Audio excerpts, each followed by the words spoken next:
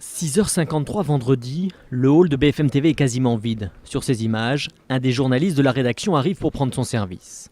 Dans les secondes qui suivent, un individu armé entre dans les locaux d'un pas lent et décidé, après avoir passé une vingtaine de minutes à l'extérieur, à attendre patiemment.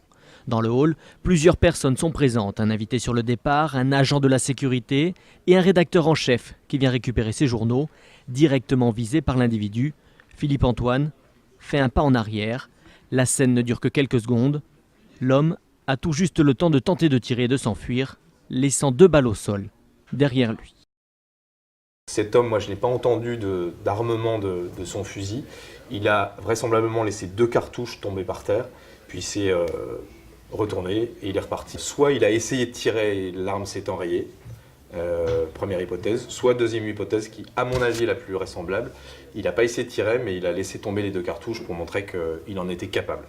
L'homme, probablement âgé de 30 à 40 ans, est vêtu d'un manteau noir sans manches, d'un sweatshirt vert, d'une casquette, d'un pantalon gris, de baskets vertes et de gants. Le visage, je dirais que c'est quelqu'un de type européen, mal rasé, 30-40 ans maximum. Mais il avait les cheveux cachés, donc pas possible de donner la couleur de ses cheveux.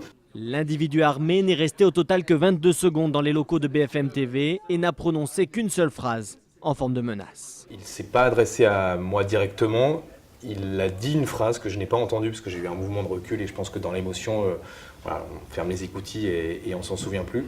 Le gardien qui était juste à côté de moi a entendu « la prochaine fois, je ne vous louperai pas ».